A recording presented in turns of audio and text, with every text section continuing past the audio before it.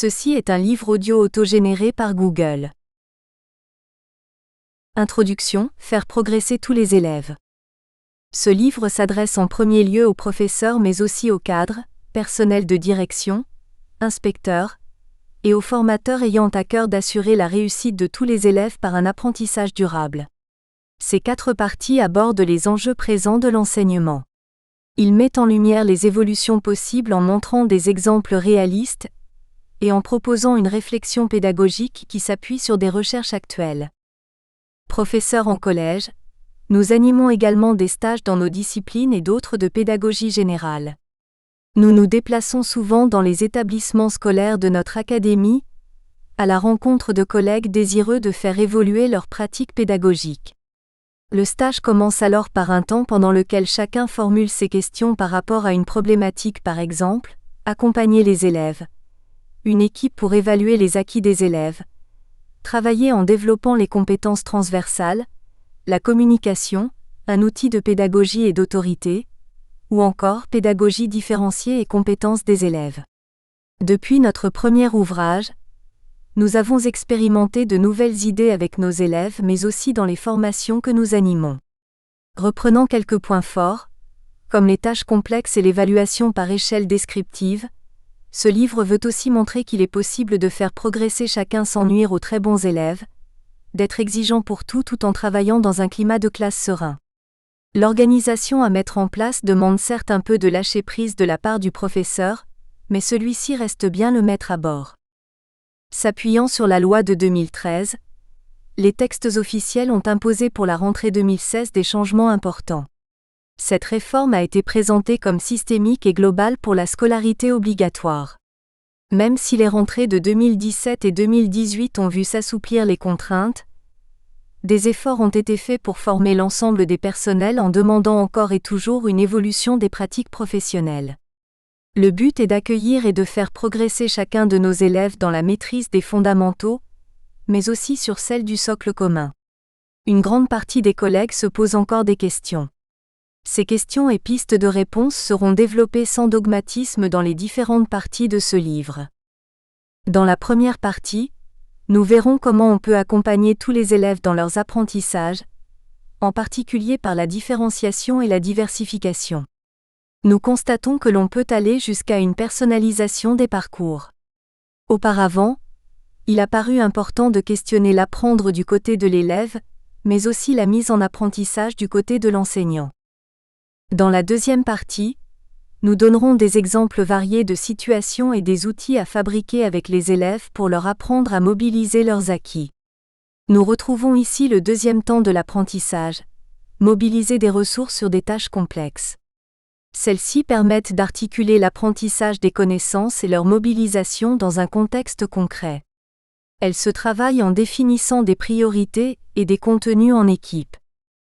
Dans la troisième partie, nous nous demandons comment faire évoluer l'évaluation. Une évaluation qui se veut positive, valorisant les réussites mais basée sur les acquis de la docimologie et sur la taxonomie des activités. En lien avec la mobilisation des ressources, l'un des enjeux est la mise en œuvre de l'auto-évaluation de l'élève. L'objectif est que l'évaluation ainsi posée devienne un réel outil d'apprentissage et d'aide au progrès de chacun.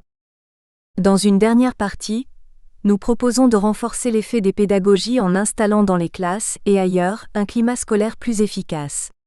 Il s'agit de communiquer autrement en s'appuyant sur des techniques de base, mais aussi sur la mise en œuvre d'interactions sereines entre les élèves. L'utilisation de ces techniques permet également des relations plus paisibles entre adultes, dont les parents de nos élèves. Elles servent aussi pour animer des projets d'équipe de manière plus efficiente. Enseigner est un métier complexe qui demande des adaptations à un milieu en évolution. Les prescriptions successives ne laissent pas toujours le temps d'ajuster les pratiques. Les injonctions peuvent déstabiliser les bonnes volontés. La question est alors, que pouvons-nous faire, professeurs comme parents, pour faire évoluer ce rapport à l'apprendre ? Nous espérons donner quelques pistes dans cet ouvrage en dépassant des constats qui stigmatisent les uns et les autres, pour œuvrer à la progression de tous nos élèves. Partie 1. Accompagner les apprentissages.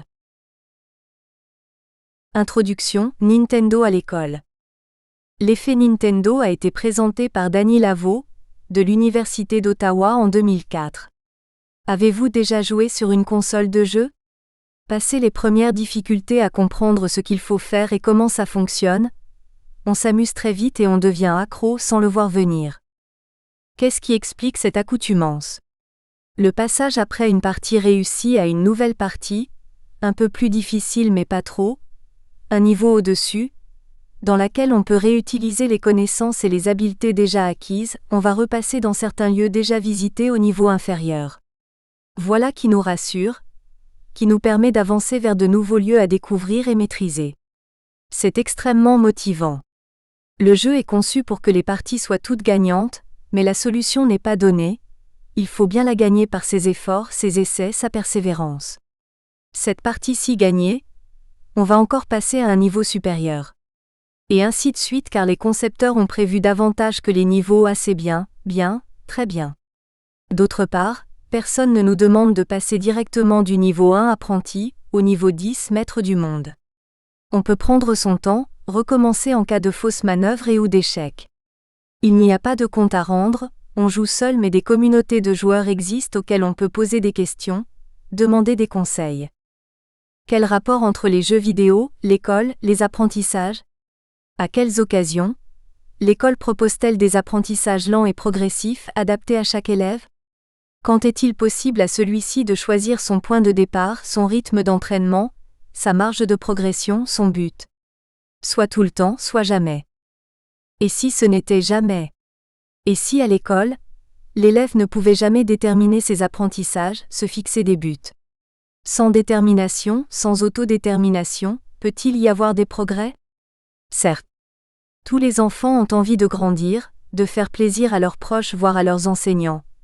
À l'école élémentaire sans doute. Au collège, ça se télescope avec la problématique adolescente. Tous les enfants ont envie d'apprendre, mais sans doute pas tous ce qui est prescrit par les programmes. Et si on proposait à nos élèves de se fixer eux-mêmes des buts à atteindre? Il sera bien précisé de fixer un objectif simple, mesurable et surtout atteignable. Dans cette première partie, il va être question de l'apprendre, ses enjeux, ses difficultés, son enseignement en un mot. Chapitre 1 Apprendre à l'école, des enjeux pour chacun. Le chapitre en question. Avant de commencer votre lecture, et si vous le voulez bien, prenez un papier et un crayon et répondez à ces quelques questions. Pour vous. Qu'est-ce qu'apprendre? Pourquoi apprendre? Comment fait-on pour apprendre? 1. Apprendre ou réussir. Première réflexion autour d'un réel apprentissage. Commençons par Jean-Pierre Astolfi, professeur de sciences de l'éducation, qui propose d'éviter de comparer la tête d'un élève à une clé USB qui serait à remplir. Écoutons aussi une inspectrice de mathématiques. Assise en fond de classe, on voit les professeurs qui gèrent la classe, ceux qui font réussir les élèves et ceux qui font apprendre les élèves. Apprendre.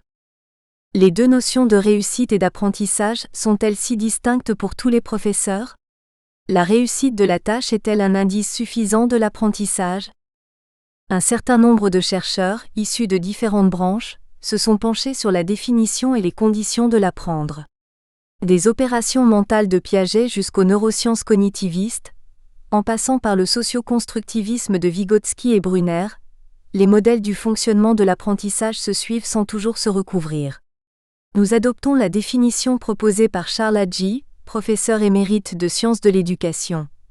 Apprendre, c'est tout à la fois saisir par l'esprit, acquérir des connaissances, intégrer des données nouvelles à une structure existante, construire par transformation de nouvelles représentations et de nouvelles connaissances, et modifier son comportement. Activité cognitive de l'élève.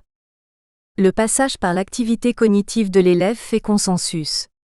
Cela ne signifie pas seulement lui faire faire ni même le faire réussir, mais l'impliquer de manière active. Les récentes études publiées par SynLab en 2015 indiquent 4 facteurs essentiels basés en particulier sur le travail de Stanislas Dehaene, psychologue cognitiviste et neuroscientifique, l'attention, l'engagement actif, le retour d'information ou feedback et la consolidation. Ils y ajoutent le sens donné à ces apprentissages. On est assez loin des élèves présents en classe, qui bavardent sans arrêt, et qui sont pourtant persuadés de faire leur métier d'élève en recopiant très proprement ce qu'ils voient sur le tableau. En reprenant la grille de l'inspectrice de mathématiques, il n'y a, pour eux, ni apprentissage, ni réussite, ni même tenue de classe. Être en contact avec le savoir d'un autre suffit-il ?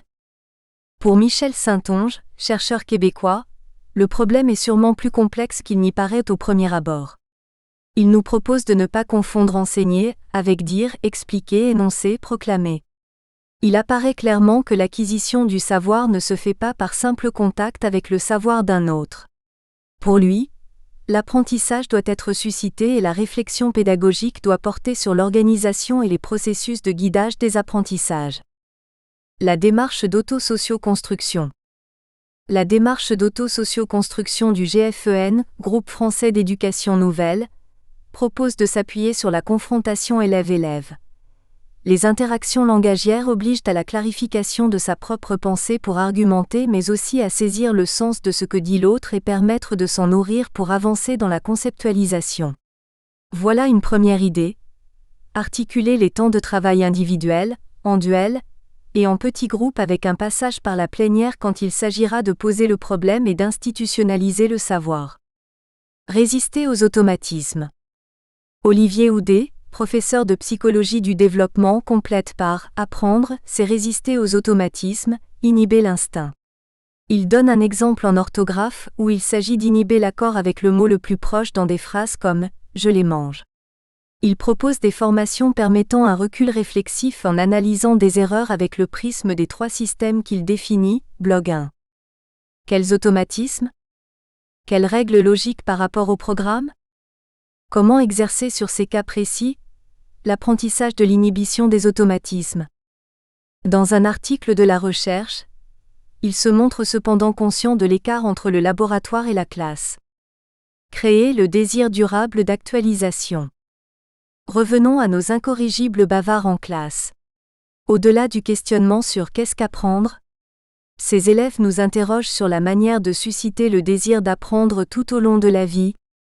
Dans une étude publiée par Terra Nova, Roger-François Gauthier, inspecteur général, et Agnès Florin, professeure émérite de psychologie de l'enfant et de l'éducation, expliquent qu'un des enjeux est de savoir si l'école apparaîtra aux élèves comme un lieu de savoir clos et imposé, évoluant à la marge et sans créer de véritable désir d'apprendre ou comme un ensemble inachevé qui crée durablement ce désir et appelle un renouvellement et une actualisation permanents.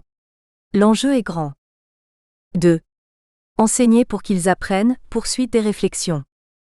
André Giordan, professeur d'université, expliquait déjà en conférence à Poitiers, en novembre 1995, « Enseigner n'est pas apprendre. Bien au contraire, l'enseignement peut empêcher de comprendre ou de mémoriser pour toutes sortes de raisons. Pire, il peut encore ennuyer, démotiver et bloquer l'élève pour un temps très long. Depuis ce temps, l'école a-t-elle permis à plus d'élèves de mieux apprendre ? Les derniers résultats de PISA obligent à une réponse négative. Concevoir des situations d'apprentissage. Sur des vidéos de 2015 et 2017, André Tricot, psychologue cognitiviste, s'interroge sur les conditions d'apprentissage des élèves.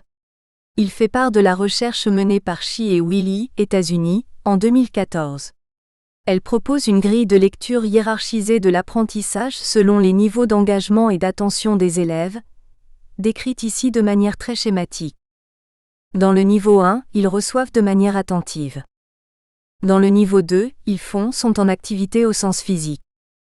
Dans le niveau 3, ils réfléchissent, infèrent, font des liens. Dans le niveau 4, ils confrontent leurs hypothèses et co-construisent. Elles apportent l'idée que ces engagements seraient inversement plus coûteux en termes de temps et d'exigence, par exemple. Ce qui fait que les élèves les plus en difficulté peuvent être mis encore plus en difficulté si l'on propose un engagement de niveau 4 sur un temps court. C'est le cas également si on leur propose une tâche de niveau 3 ou 4 trop coûteuse en attention et en concentration. Ils peuvent rester bloqués sur la tâche sans atteindre le but d'apprentissage.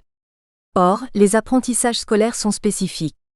Sans avoir d'utilité immédiate, ils nécessitent, nous rappelle Tricot, des efforts, du travail, du temps, de la motivation. Ils sont fondés sur la distinction entre tâche, qui est un moyen, et connaissance, qui est le but. Ils mobilisent et ont des effets sur la représentation de soi et de la tâche. Des recherches montrent qu'il y aurait corrélation possible entre chaque tâche et le niveau d'engagement proposé dans la tâche. Bloc 2. Ce que nous traduisons pratiquement par, suivant la notion étudiée et la classe de cette année-là, c'est au professeur de choisir ce qui sera le plus efficient par rapport au temps, au niveau de difficulté des élèves et à l'engagement que chacun peut investir. Et pourquoi pas proposer 4 entrées à la classe? C'est sans doute un apport que les formations d'enseignants ont à intégrer. Des postures d'enseignants qui induisent des postures d'élèves, et réciproquement. Parallèlement à ces pistes didactiques, on peut également se référer au travail de Dominique Bucheton, professeur d'université honoraire en sciences du langage et de l'éducation, sur l'agir enseignant. Elle pose en ces termes le problème: les inégalités socio-scolaires proviennent-elles d'élèves inadaptés à la culture de l'école ou du fait que l'école est inadaptée? S'y ajoute le poids des représentations, les logiques d'arrière-plan des uns et des autres. Pour l'enseignant, sa culture, son expérience, son rapport au programme, ses valeurs, sa conception des apprentissages font varier son langage et lui permettent d'ajuster ou non ses postures. Pour l'élève, c'est en particulier son identité scolaire qui joue ce rôle et qui lui permet d'ajuster ses postures, son langage, son projet, ses valeurs, ses émotions et son image de l'école. Elle demande au professeur d'inventer une nouvelle professionnalité, permettant d'accompagner chaque élève dans sa singularité. Malentendu et sous-entendu. Pour Patrick Rayou, professeur d'université en sciences de l'éducation, enseigner de manière plus explicite n'est pas si facile. Que peut-on expliquer? Jusqu'où explique-t-on? En quoi cela permet-il aux élèves de mieux apprendre? Il nous propose de faire la distinction entre d'une part le sous-entendu, implicite dont le professeur est conscient soit qu'il fait partie du contrat didactique, soit qu'il l'utilise à des fins d'apprentissage, et d'autre part, le malentendu dit socio-cognitif, quand des logiques interindividuelles sont à l'œuvre sur un objet commun et qu'en même temps il existe différentes manières d'apprendre. Dans des recherches précédentes en sociologie de l'éducation, avec Elisabeth Bautier, il avait constaté que l'école s'ouvre sur la complexité d'une manière opaque qui met en difficulté certains élèves. Les registres comme grille d'analyse. À partir de ces recherches, Bautier, Aboulin et Perayou proposent une analyse mettant en jeu des dimensions différentes et complémentaires qu'ils nomment les registres de l'apprentissage scolaire. Ils permettent d'en comprendre les enjeux, en particulier pour les élèves en difficulté scolaire. Le registre cognitif relève des fonctions intellectuelles qui permettent d'apprendre, de réfléchir, d'élaborer, de construire. Le registre culturel est constitué de savoirs académiques et de connaissances générales sur le monde, non réductibles à la sphère scolaire. Le troisième registre relève des composantes identitaires et symboliques en jeu, liées à ce que l'accès à un savoir requiert. Il construit un certain type d'identité personnelle et relie à une communauté pour laquelle il a de la valeur. L'enquête montre une grande diversité de répartition de ces trois registres parmi les élèves. Il semble que lorsque ces registres sont bien équilibrés entre eux, l'apprentissage se fasse de manière fluide. Cette grille d'analyse peut permettre de comprendre en quoi certains dispositifs d'aide ne fonctionnent pas avec certains élèves, par exemple quand le dispositif relève du registre culturel, comme un atelier théâtre, mais que l'élève n'y voit qu'un moment agréable passé avec ses camarades sans faire le lien avec des textes étudiés en classe. À la suite de plusieurs constats, une équipe administrative et pédagogique a décidé de monter un projet de classe en jouant sur les trois registres. Les efforts ont porté sur la prévention du décrochage et le travail scolaire des élèves, de manière qu'ils puissent obtenir une orientation choisie. Bloc 3. Une interface entre la recherche et le terrain, la formation. C'est le rôle de la formation d'intégrer les résultats des recherches. Les compétences des formateurs sont, depuis 2015, parues dans un bulletin officiel. Elles demandent en particulier de mettre en œuvre des modalités pédagogiques et des techniques d'animation fondées sur la mise en action des apprenants. Faire comprendre, faire dire, faire faire, faire collaborer. Le nouveau paradigme de la formation tout au long de la vie modifie considérablement les objectifs de la formation des personnels dans le sens du développement professionnel. Une première piste est de passer de la logique de l'offre de formation à une logique de co-construction de réponses à des problèmes rencontrés sur le terrain. Une deuxième consiste à mettre les stagiaires en situation de vivre l'expérience d'autres pratiques, pour leur permettre de se les approprier afin de varier leur posture dans leur propre cours, bloc 4. Une troisième intègre le numérique pour travailler sur un temps plus long. L'idéal étant probablement de tisser les 3 pistes. Espérons que le nouveau certificat d'aptitude aux fonctions de formateur académique, CAFA, pour le second degré sera accompagné d'une réflexion autour de ces changements de pratique en formation. 3. Motivation, mobilisation de l'élève. Dans une conférence en 2016, Philippe Mérieux nous rappelait qu'il ne faut pas confondre. La motivation de l'élève n'est pas un préalable mais un objectif. La déploration de la non-motivation relève de cette confusion. Il ne nous reste qu'à chercher et trouver des pistes pour mettre l'élève en disposition de se mobiliser afin d'entrer dans les apprentissages. D'après le modèle de Dweck et de Nichols du début des années 80, décrit par Laurent Connefroy, l'engagement dans la tâche est donné par l'intérêt et l'utilité perçue. Il y a 2 types de buts déclencheurs de cet engagement. Les buts de maîtrise ou d'apprentissage, centrés sur la tâche où l'on cherche à augmenter ses compétences. Les buts de performance centrés sur la valorisation de soi, où l'on cherche à obtenir des jugements favorables sur sa compétence en particulier dans la comparaison au groupe. On y trouve aussi des buts de résultat. Selon que l'élève se projette dans l'un ou l'autre, il va pouvoir s'engager et réussir sa tâche mais également persévérer en cas d'échec. La manière dont le professeur va enseigner induit ou renforce la représentation qu'a l'élève. Pour Marie-Christine Totschek, maître de conférences en psychologie, bloc 5, à compétences égales, des élèves auront des approches différentes de l'apprentissage. Un problème difficile sera soit un challenge et une opportunité d'augmenter ses compétences, soit une montagne difficile voire impossible à gravir et donc une menace pour l'estime de soi. Ce qui peut amener un élève à un troisième but, celui d'évitement de la tâche.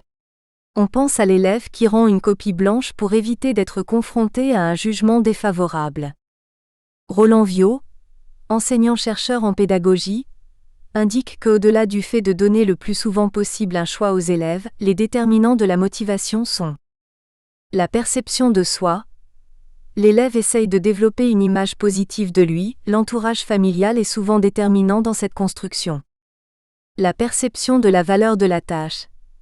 Il est important que l'élève valorise le plus possible l'apprentissage dans lequel il s'engage. La perception de sa compétence. Si l'élève se sent incompétent devant l'activité proposée, il préfère ne pas se mettre en mouvement que de se retrouver en situation d'échec.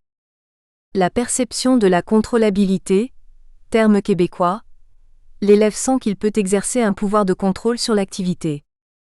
Certains chercheurs mettent l'accent sur des caractéristiques individuelles ou sociales, alors que d'autres les relient aux pratiques pédagogiques et aux modes d'évaluation. Reste à savoir comment se forment les buts, et comment faire se rencontrer la motivation de l'élève et celle de l'enseignant. 4. Travailler l'erreur. L'école échappe à la sévère loi du travail. Ici l'on se trompe, l'on recommence, les fausses additions n'y ruinent personne. Écrivait le philosophe Alain. L'école serait donc le lieu où se tromper est possible. Pourtant, les premiers résultats de l'enquête PISA montraient qu'une des caractéristiques des élèves français est leur frilosité devant un problème inconnu. Cet évitement peut aller jusqu'à la résignation apprise qui conduit certains au décrochage scolaire. Autoriser et encourager l'erreur. Daniel Favre, professeur de sciences de l'éducation et de neurophysiologie, relève dans ses recherches que les enseignants associent majoritairement l'erreur à la honte ou à de la culpabilité ou encore à une réaction de colère. Cette imprégnation renvoyée aux élèves est l'un des obstacles majeurs à l'apprentissage. L'erreur n'est pas une faute que l'on punit. Comment faire pour qu'elle devienne un réel outil d'apprentissage ? L'auteur a affiché sur le mur de sa salle de classe « Celui qui ne se plante jamais n'a aucune chance de pousser », détournant un proverbe arabe, une citation de Nelson Mandela « Je ne perds jamais. Soit je gagne, soit j'apprends ». Et une citation d'Einstein « Pose ta question, tu seras idiot une seconde. Ne la pose pas, tu seras idiot toute ta vie ». Les élèves ont le droit en début d'année à une explication de texte au second degré suivie d'un débat. Pas de moquerie en cas d'erreur, droit de recommencer, droit d'avoir du temps pour comprendre, droit de s'expliquer entre eux. Mais également de la part du professeur, des propositions de travailler autrement pour mieux apprendre. L'expérimentation PASSEM, projet pour l'acquisition de compétences par les élèves en mathématiques, a été menée par la Direction de l'évaluation, de la prospective et de la performance, DEP, entre 2010 et 2012.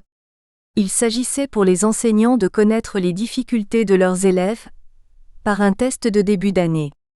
S'ensuivait une formation spécifique pour les professeurs. Des tests collectés jusqu'en 2012 montrent une nette progression des élèves bénéficiant du dispositif.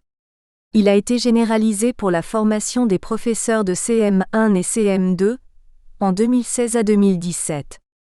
Erreur d'inattention. Stigmatiser les fautes d'étourderie n'a jamais servi à s'en défaire. Leur traduction en erreur d'inattention, si. C'est ce parcours qu'une de nous propose depuis plusieurs années à ses classes, bloc 6. Repérage individuel. Entraînement. Relecture selon des axes choisis par type d'erreur repérée. Contrôle, attention et relecture. La première classe à laquelle a été proposé ce dispositif était une classe de 4e technologique. Ses résultats ont été supérieurs de 5 points sur 20 à la moyenne obtenue par les élèves de l'année précédente. Il a été reconduit depuis pour chaque classe de 4e et proposé aux autres niveaux. Des professeurs de français l'ont utilisé également pour les dictées ou les rédactions. Déconstruire une représentation. Une recherche États-Unis montre que lorsque les professeurs connaissent les croyances erronées des élèves, les réponses de ceux-ci ont tendance à s'améliorer au fil du temps. Le dispositif mis en place en mathématiques, bloc 7, s'appuie sur une évaluation diagnostique individuelle, corrigée avec les pairs en groupe, discutée en plénière puis retravaillée individuellement. Cela permet de gagner un temps précieux à ne pas reprendre ce que les élèves ont su faire. Nous espérons que vous avez apprécié cet aperçu. Pour continuer à écouter ce livre audio sur Google Play Livres, utilisez le lien dans la description de la vidéo.